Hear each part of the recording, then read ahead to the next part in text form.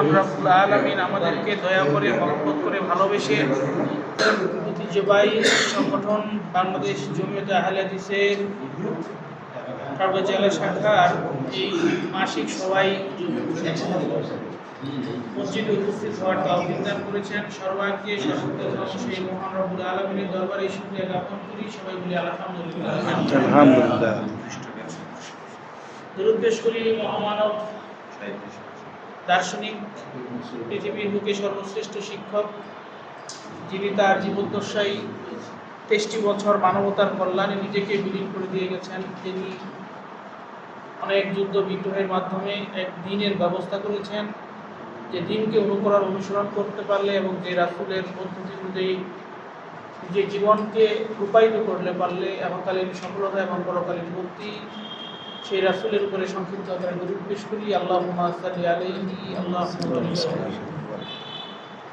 অতঃপর উপস্থিতি, দীর্ঘ অনেকদিন পর মাসিক জেলা বৈঠকে আমরা উপস্থিত হয়েছি। মধ্যখানে আমাদের গুরুত্বপূর্ণ একটা বিষয় আমরা করতে পেরেছি, সেটা হচ্ছে জেলা কাউন্সিলের মাধ্যমে নতুন কমিটি গঠন, পাশাপাশি ইফতার মাহফিল। বর্তমানে বাংলাদেশ জমিয়তে আহলে হাদিসের বিভিন্ন জেলা, উপজেলা, শাখা, এলাকা এবং কেন্দ্রীয় দায়িত্বশীল যারা রয়েছে, আল্লাহ তাআলা তাদেরকে যেন সুন্দরভাবে সঠিকভাবে কোরআন ও হাদিসের এই জ্ঞানকে, এই কার্যক্রমকে সবার মাঝে ছড়িয়ে দেওয়ার তৌফিক দান করেন। আমিন আল্লাহ। আমরা দোয়া করি এই আজকের এই মজলিস থেকে আল্লাহ তাআলা যেন আমাদেরকে আমাদের পরিকল্পনা অনুযায়ী কাজগুলো সঠিকভাবে সুসম্পন্ন করার তৌফিক দান করেন।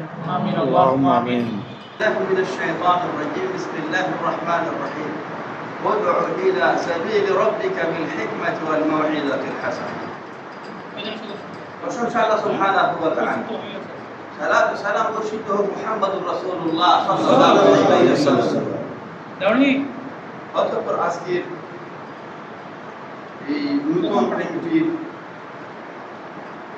আজকের এই সভা সম্মানিত সভাপতি, পরিচালক, অন্যান্য সদস্য, শুরুতেই সবাইকে আন্তরিক অভিনন্দন জানাচ্ছি।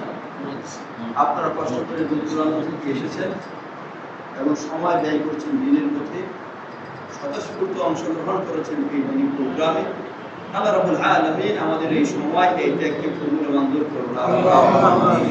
আমরা এখানে যারা এসেছি জেলা কমিটির সদস্য, আর মানে বাংলাদেশ জমিয়তে আহলে হাদিসের ঠাকুরগাঁও জেলা বাছাইকৃত লোক কিন্তু আমরা আমাদের কথা, আমাদের কাজ প্রত্যেকটাই নিয়মতান্ত্রিক সুশৃঙ্খল হবে। আমাদের যদি এমন মনে হয় কিছু আলোচনা করি, মনে হয় যে মিটিং এর শেষের দিকে 10 মিনিট সময় রাখা দরকার, এই 10 মিনিটে কারো কিছু বলার থাকলে সেটা বলবেন। তিনি সংগঠন একটা, সেই হিসেবে আমাদের যিনি সভাপতি আছে তিনি আমাদের দিনের দিক থেকে একজন বিজ্ঞ লোক, এই বিষয়গুলো সেই দিকে ফিরিয়ে দেওয়া দরকার। যে দুইজনে আমরা কথা বলাবলি করছি তা না করে আমাদের এই বিষয়টা একটা ধারণা দেন বা একটা সমাধান দেন, এখান থেকে যাবে আমরা সেটা মেনে নিব। যদি এমন হয় এখান থেকে যেটা বলা হলো এর বিপরীতে আপনার কাছে মজবুত দলিল আছে মনে হয়, তখন আপনি সেটা তার সঙ্গে কথা বলবেন। এই ধরনের সুশৃঙ্খল যদি কাজগুলো হয় ভালো লাগে এবং সময়টা কাজে লাগবে, সময়টা এমনি এমনি নষ্ট হবে না। আমরা এগুলাতে একটু খেয়াল রাখবো ইনশাআল্লাহ। সম্মানিত উপস্থিতি, আমি কোরআনুল কারীমে একটা আয়াতের অংশ উল্লেখ করেছি, যে আয়াতে আল্লাহ সুবহানাহু ওয়া তাআলা রাসূল সাল্লাল্লাহু আলাইহি ওয়াসাল্লাম উদ্দেশ্য করে বলছেন, ইলা সাবিলি রাব্বিকা বিল হিকমা। মানুষদেরকে প্রতিপালকের পথে আল্লাহর দিকে আহ্বান করে হিকমা। আল্লাহ সুবহানাহু ওয়া তাআলা তিনি হলেন হাকীম। হাকীম কাকে বলে? তিনি হিকমায় পরিপূর্ণ। হিকমা বলতে কি বুঝি আমরা? প্রত্যেকটা কাজ যেখানে যেই ধরনের হলে প্রশংসনীয় এবং যথার্থ হবে, এই ধরনের গুণ ও যোগ্যতা যার মাঝে রয়েছে তিনি হলেন হাকীম।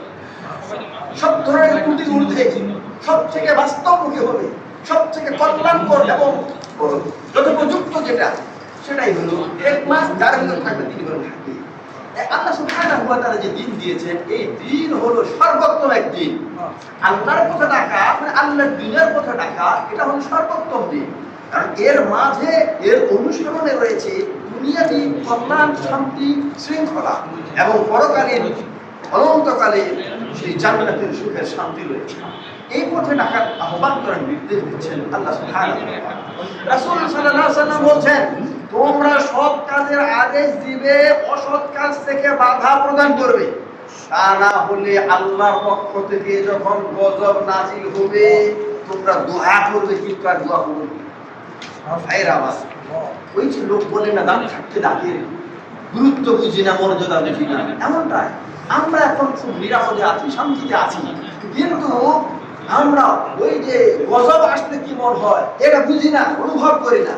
ফিলিস্তিনের ভাইদের দিকে যদি একটু আমরা দৃষ্টি দিই, আপনারা খেয়াল করছেন কিনা জানি না, ইউটিউবে যদি দেখা যায়, হায় রে আল্লাহ, কি যে নির্যাতন, ছোট বাচ্চাদের কিভাবে হচ্ছে, টেনে এক্সরে নিয়ে আসে, গুলি করে আজকে দেখছি ছোট বাচ্চাকে নিয়ে পাহাড়ের এলাকাতে চিৎকার করছে, এইদিকে কখন গুলিটা আসতেছে, কাঁপড়াচ্ছে, কি অবস্থা।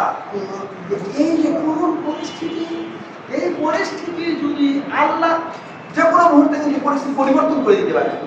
আমরা শুনে আসি, কিছু মনে করছি না, যদি কোনো আল্লাহ চান আমাদের কাজের কারণে পরিবর্তন করে দিতে, তখন কিন্তু দোয়া করে আর চিল্লায় কাজ হবে না। তাই আমি বলতে চাচ্ছি, আল্লাহর যে নিয়ামত আমাদের তিনি দিয়েছেন, এই নিয়ামতকে আমরা কাজে লাগাই, আমরা দাওয়াতের কাজকে সম্প্রসারণ করি, এটাই হলো মূল আমাদের। আমরা তো সংগঠন করছি, ক্ষমতায় ক্ষমতা পাবো, ভোট পাবো, এগুলো তো আমাদের নাই। আমাদের মুরিদ হবে, টাকা হবে, এগুলো তো আমাদের নাই। আমরা নিজেরা জাহান্নাম থেকে বাঁচার জন্য চেষ্টা করবো, অন্যান্যদেরকে জাহান্নাম থেকে মুক্ত করার জন্য দাওয়াত দিব। আমাদের কিছুটা কখনো কাম্য না। আমি আহ্বান জানাচ্ছি, আপনারা যারা কষ্ট করে এসেছেন, আপনারা বুঝেন, অন্যদের থেকে আপনারা সচেতন, অনেক কষ্ট করে সেই পীরগঞ্জ থেকে আর ওই বালিয়াডাঙ্গির পশ্চিম থেকে বিভিন্ন জায়গা থেকে এখানে এসেছেন আপনারা। আরেকটু আমরা সচেতন করি, এই আল্লাহর পক্ষ থেকে যে দায়িত্ব আমাদের উপরে এসেছে, এই দায়িত্ব মাঠ পর্যায়ে ব্যাপকভাবে আমরা কাজে লাগাই। আমরা মানুষদেরকে কাউন্সিলের করতে ডাকি, এইভাবে আজকে আমাদের সচিবের দেওয়ার ভাই বলেছেন, প্রত্যেকটা এলাকায় এলাকায় মিটিং হতে হবে এবং ইমাম মুয়াজ্জিন বা কমিটির লোকদেরকে সেখানে রাখতে হবে। আমরা আমাদের লক্ষ্য উদ্দেশ্য বুঝাই। এখনো আমাদের আহলে হাদিসের লোকেরা জানে না যে আহলে হাদিস কি, আহলে হাদিস কাকে বলে জানে না। তারা না জানার কারণেই দেখেন আহলে হাদিসের ঘরে জন্ম, অথচ পীরের মুরিদ হয়ে গেছে, অন্য কোনো দলের সঙ্গে সংশ্লিষ্ট হয়েছে। অন্য দলটাকে যা গুরুত্ব দেয় আহলে হাদিসকে সেটা গুরুত্ব দেয় না। অন্য দলের কি প্রয়োজন? বাংলাদেশ জমিয়তে আহলে হাদিস একাই যথেষ্ট, অন্য দল করার সুযোগ থাকবে না। যদি আহলে হাদিসকে বুঝি, আহলে হাদিস মানি, আহলে হাদিসের পথে তাকি আমরা, তাহলে অন্য কোনো সুযোগ নেই। তাই সময় শেষ, আমি শুধু বলতে চাচ্ছি ভাইয়েরা আমার, আসুন আমাদের কাজ, ওই কাজ, এই কাজে দুনিয়া এবং পরকালীন সফলতা রয়েছে। এই উভয়কালীন সফলতার জন্য, তাওহীদ প্রতিষ্ঠার জন্য, আল্লাহর হককে প্রতিষ্ঠার জন্য আমরা সবাই আন্তরিক হই, আমরা সচেতন হই, আমরা গাফলাতি ঝেড়ে উঠে সক্রিয়ভাবে কাজ করার চেষ্টা করি। আল্লাহ আমাদের তাওফীক দান করুন। আমিন। আল্লাহুম্মা আমিন। সুবহানাল্লাহি ওয়া বিহামদিহি, আশহাদু আল্লা ইলাহা ইল্লা আনতা, আস্তাগফিরুকা ওয়া আতুবু ইলাইক। আসসালামু আলাইকুম ওয়া রাহমাতুল্লাহি ওয়া বারাকাতুহু। نحمده ونستعينه ونستغفره ونؤمن به ونتوكل عليه ونعوذ بالله من شرور انفسنا ومن سيئات اعمالنا. من يهده الله فلا مضل له ومن يضلل له فلا هادي له. ونشهد ان لا اله الا الله وحده لا شريك له ونشهد ان محمدا عبده ورسوله. إن الله وملائكته يصلون على النبي يا أيها الذين آمنوا صلوا عليه وسلموا تسليما. আমরা সবাই মনে মনে বলি আল্লাহুম্মা সাল্লি আলা মুহাম্মাদ ওয়া আলা আলি মুহাম্মাদ কামা সাল্লাইতা আলা ইব্রাহিম ওয়া আলা আলি ইব্রাহিম ইন্নাকা হামিদুম মাজিদ. আল্লাহুম্মা বারিক আলা মুহাম্মাদ ওয়া আলা আলি মুহাম্মাদ كما باركت على إبراهيم وعلى آل إبراهيم إنك حميد مجيد. وقال تعالى واعتصموا بحبل الله جميعا ولا تفرقوا. সকল প্রশংসা মহান আল্লাহ সুবহানাহু ওয়া তাআলার জন্য, যে রব্বুল আলামিন আমাদেরকে পবিত্র মাহে রমজানের 29টি সিয়াম যথাযথভাবে পালন করার পরে আমাদেরকে কিয়ামুল লাইল, ফিতরা এবং লাইলাতুল কদর, ঈদুল ফিতর যাবতীয় সব ইবাদতগুলি আল্লাহ রাব্বুল আলামিন তার অশেষ দয়া আমাদেরকে করার পরে শাওয়াল মাসের আজকে 13 তারিখ। আমরা অনেকেই শাওয়াল মাসের নফল রোজাও হয়তো শেষ করে ফেলেছি, কেউ কেউ হয়তো কিছু বাকি আছে। তো এর চেয়ে শুকরিয়া আর কি হতে পারে? আমরা সবাই মহান আল্লাহ রাব্বুল আলামিনের কাছে শুকর গুজার করছি, বলি আলহামদুলিল্লাহ। আলহামদুলিল্লাহ। রব্বুল আলামিন দয়া করে যেন আমাদের সকল ইবাদতগুলো কবুল এবং মঞ্জুর করেন। যত অল্পই হোক না কেন, এটা যেন আল্লাহ বরকত দিয়ে বাড়ায় দিয়ে আমাদেরকে কবুল করেন। আর যত গুনাহ করেছি আমাদের জীবনে সব অপরাধগুলো দয়া করে তিনি আমাদের ক্ষমা করুন। অতঃপর আমাদের প্রিয় নবী মুহাম্মদ রাসূলুল্লাহ সাল্লাল্লাহু আলাইহি ওয়াসাল্লামের প্রতি আমরা দরুদ পাঠ করেছি, যে দরুদ অত্যন্ত গুরুত্বপূর্ণ, যে দরুদ এই একবার পাঠ করলে 10 বার তার রহমত এবং সাল্লাল্লাহু রহমত নাযিল হবে। 10টি আমাদের 10টি রহমত নাযিল হবে এবং 10টি বালামুল দূর হবে। আমরা শুরুতে এই দরুদ পাঠ করি, আমরা শুরু করছি। আল্লাহ রাব্বুল আলামিন যেন আমাদেরকে কবুল এবং মঞ্জুর করেন। আল্লাহুম্মা আমিন। আল্লাহ সুবহানাহু ওয়া তাআলা অশেষ মেহেরবানিতে আমাদেরকে আবারও বড় একটা দায়িত্ব, বিশেষ করে আমি তো ভাবতেও পারছি না, 80 সাল থেকে আমার ঘরে যখন আমি একদম ইয়াং, আমার মতো বোধ হয় এত ইয়াং অবস্থায় কোনো সভাপতি 80 সালে ছিল না বাংলাদেশে, যে একটা জেলা ছিল, সেখানেও আমার উপরে সেই দায়িত্বটা দেওয়া হয়েছিল। এখনও আল্লাহর মেহেরবানিতে এই যে এই বয়সে, তো একান্ত আমি চেয়েছিলাম, তারপরেও দেখলাম যে আল্লাহর কথাকে যেটা ফয়সালা আল্লাহ দিয়েছেন, আমি আপনাদের কাছে দোয়া চাই যে রব্বুল আলামিন যে এই দায়িত্বটুকু আমার কাছে তিনি দিয়েছেন, এটা যেন আল্লাহ আমাকে আমার যথাযথভাবে পালন করার মতো সেই তৌফিক দান করেন। এবং আমি কৃতজ্ঞতা জানাচ্ছি মহান আল্লাহর কাছে এবং আপনাদের কাছে, আপনাদের যে অত্যন্ত একটা ভালোবাসা, এটা আমি কোনোদিন ভুলতে পারবো না। যে এই ভালোবাসাটা এর যোগ্যতা আমার নেই, কিন্তু নিশ্চয়ই আপনারা সবাই আন্তরিকভাবে আমাকে ভালোবেসেছেন, যেমন এই বড় চেয়ারে বারবার আমাকে আপনারা প্রতিষ্ঠিত করেছেন। আল্লাহ রাব্বুল আলামিন আপনাদেরকে আমার প্রতিটা ভালো কাজের, প্রত্যেকটা ভালো কাজের অংশীদার হিসেবে আল্লাহ যেন আপনাদেরকে কবুল এবং মঞ্জুর করেন।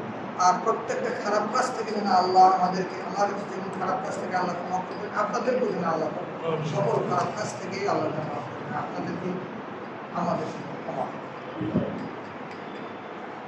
আমি কমন একটা আয়াত, যেটা খুব গুরুত্বপূর্ণ, যে আয়াতটাকে কেন্দ্র করেই আজকের আমাদের এই কাজ শুরু করছি।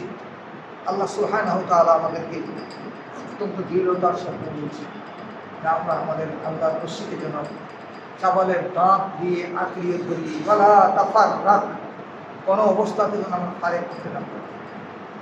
আমরা তারই একটা উদাহরণস্বরূপ, গতকালকে আমরা সামান্য একটু অল্পক্ষণের মধ্যেই আমরা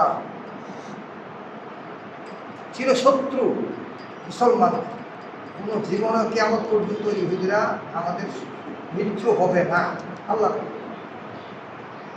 বিরাট শক্তির সাক্ষী দিয়েকে আমরা সামান্য একটা শক্তি হলো প্রয়োগ করেছি। অল্পক্ষণের মধ্যেই আলহামদুলিল্লাহ আপনাদের উপস্থিতি, আপনাদের যে কথাটা আমরা বলছি, তুজাহিদুনা ফি সাবিলিল্লাহি বিআমওয়ালিকুম ওয়া আনফুসিকুম, আল্লাহু আকবার। আল্লাহ যেন আমাদেরকে ঠিক এই আয়াতের পরিপ্রেক্ষিতে আমরা জানও দিয়েছি, আমরা মাল দিয়ে আমরা আল্লাহর দ্বীনকে রক্ষা করার জন্য, সমগ্র মুসলিম বিশ্বের জন্য, সকল মুসলমানদের পাশে আমরা দাঁড়িয়েছি, আমাদের দেশের এবং দেশের বাইরে। আল্লাহ এটা যেন কবুল করেন।